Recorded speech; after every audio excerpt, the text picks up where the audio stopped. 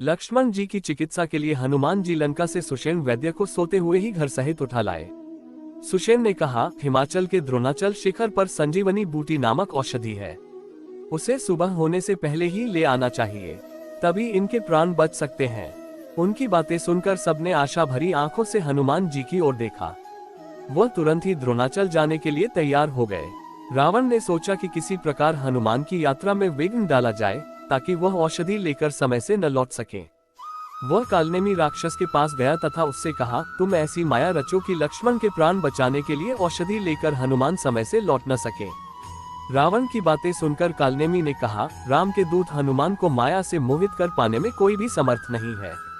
मैं ऐसा प्रयत्न करूंगा तो मुझे निश्चित रूप से मृत्यु के मुंह में जाना होगा। उसकी बातें सुनकर रावण बहुत क्रोधित हो उठा। उसने कहा, कालनेमी, यदि तुम मेरी बात नहीं मानोगे तो तुम्हें मेरे ही हाथ से मरना होगा। कालनेमी ने सोचा कि जब मरना ही है तो मैं हनुमान के हाथों क्यों न मारा जाऊं। ये सोचकर उसने उनके मार्ग में एक बहुत ही सुंदर आश्रम का निर्माण किया। स्वयं मुनि का वेश बनाकर उस आश्रम से बैठ गया। हनुमान जी जब उस आश्रम के पास पहुंचे तब उन्हें बड़े जोरों की प्यास लगी। मुनि का सुंदर आश्रम देखकर उन्होंने सोचा कि यहाँ जल पी लूं। वह शीघ्र ही कपटी मुनि कालनेमी के आश्रम में जा पहुंचे। उसको प्रणाम करके उन्होंने कहा, मुनिवर, मुझे बड़े जोर की प्यास लगी है, यहाँ जल कहाँ मिल सकेगा। कपटी कालनेमी ने कहा, रामदूत हनुमान, मैं तुम्हें जानता हूँ। तुम श्री रामचंद्र जी के प्यारे भ्राता श्री लक्ष्मण जी के लिए औषधि लाने द्रोणाचल जा रहे हो। मेरे इस कमंडल में बढ़िया शीतल जल भरा है, तुम इसे पीकर अपनी प्यास बुझा लो। हनुमान जी ने कहा, थोड़े जल से मेरी प्यास नहीं बुझेगी, आप मुझे कोई जलाशय बता दीजिए। कालनेमी ने उन्हें एक सुंदर जलाशय दिखाते हुए कहा, तुम वहां जाकर अपनी प्यास बुझा लो और स्नान भी कर लो, इसके बाद मैं तुम्हें दीक्षा दूंगा। उसकी बातें सुनकर हनुमान जी शीघ्र ही उस जलाशय के पास पहुंच गए। स्नान करने के लिए ज्यों ही वह उसके भीतर गए, त्यों ही एक मकड़ी ने उनका पैर पकड़ लिया।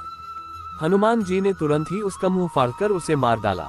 हनुमान जी द्वारा मारे जाते ही वह मकड़ी दिव्य अप्सरा का वेश धारण कर विमान में बैठकर आकाश में पहुंच गई।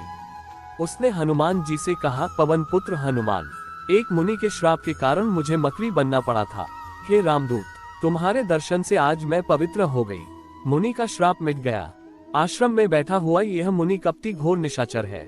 उस अप्सरा की बात सुनकर हनुमान जी तुरंत कालनेमी के पास जा पहुंचे तथा कहा, मुनिवर, आप पहले मुझसे गुरु दक्षिणा ले लीजिए, मंत्र आप मुझे बाद में दीजिएगा।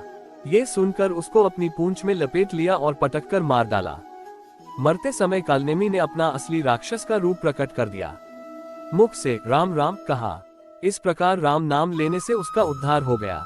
दोस्तों, कहानी अच्छी लगी हो तो लाइक एंड सब्सक्राइब कीजिए।